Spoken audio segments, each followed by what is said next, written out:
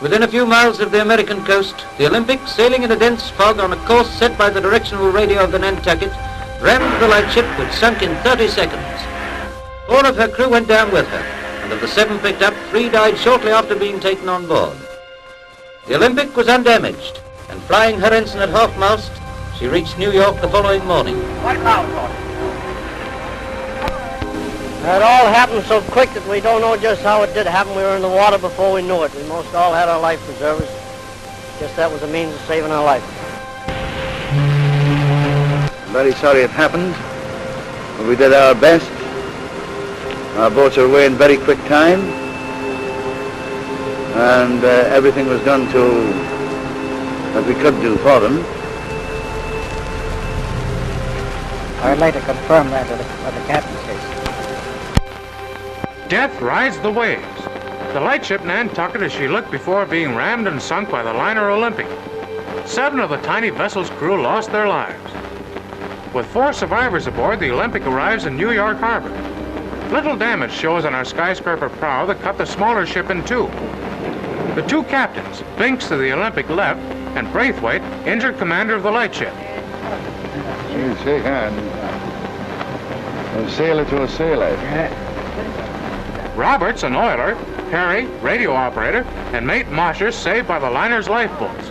The mate tells his story first. It all happened so quick we had no chance to really know just how it did happen. We all had our life preservers. It's a good thing we did.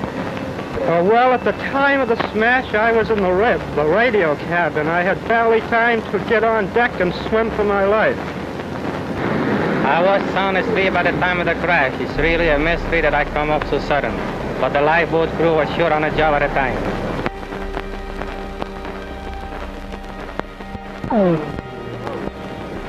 You ready? There was a thick fog, varying in visibility from 100 to 200 yards. The Olympic had been proceeding under reduced speed since 5 in the morning, feeling her way toward the Nantucket lightship. The first warning that the passengers had of the disaster was when she suddenly reversed her engines and the throbbing of the ship. The most sinister feature which made them know that there must be a real accident was when they saw the bulkhead doors closing. These can be closed from the bridge.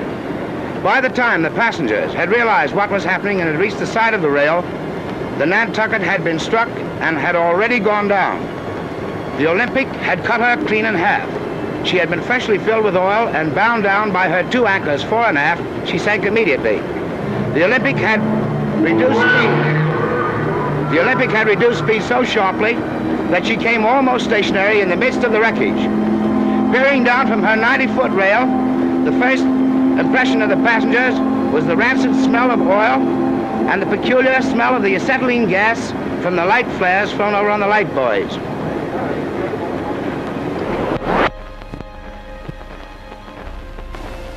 Survivors, beside Captain Braithwaite, were in this port lifeboat. At about the same time, the starboard lifeboat returned, bearing another man whose gashed face and blue lips showed him to be already dead.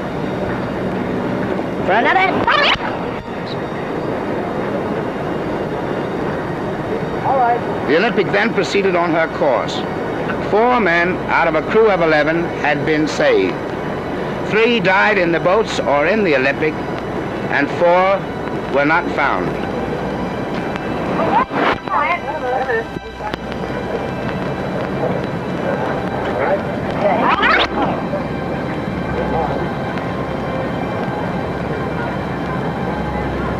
She sank in less than a minute. There was little time to do anything.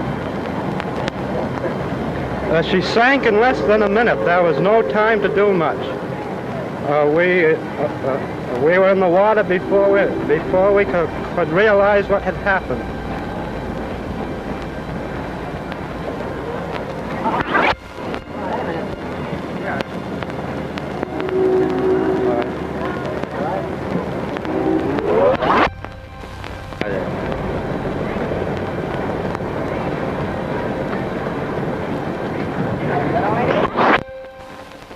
Turn around to you. Wait a minute, a little closer here. A little closer, a little closer, more, a little closer. Smile, brave face, Closer, smile. Captain, a little closer. Yes.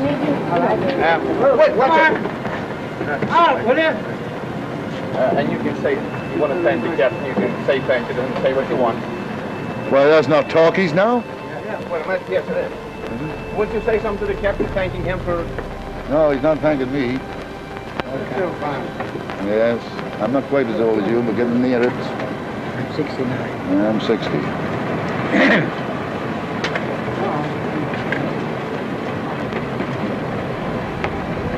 Well, now, don't keep him too long because he's bandaged up here and don't want to get him.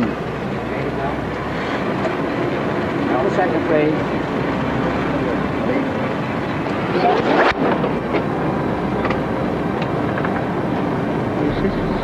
Here, right? Yeah, there's a wonderful gear you're in now.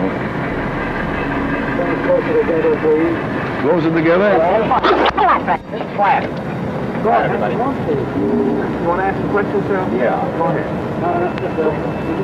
Captain Braithwaite, I wonder if you could tell us briefly about your experience, sir. No, I don't care about doing so. Oh, you not now? No, I'm not in the ship to do it. Oh, you're still feeling badly, Captain? Yes. Uh-huh. Was your head hurt slightly, or was it serious? I don't know much about it. Oh, is that so? Have you seen the superintendent of the lighthouse service yet, sir? Yes. Oh, then he'll make the report. Oh, yes. Everything. I see. It all went so suddenly, naturally, that it's difficult to say, sir? Don't know nothing about it, I do. There was no water and over the water. Your men looked in splendid shape, the three others that we saw this morning. Yes.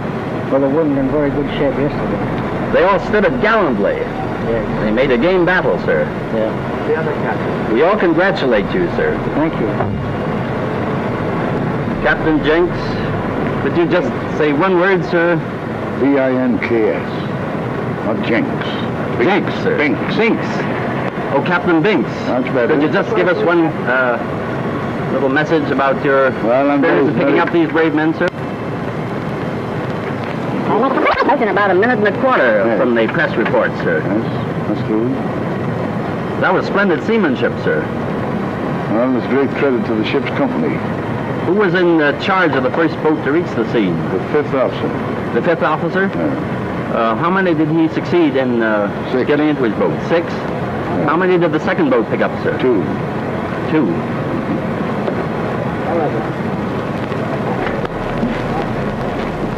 Thank you, John.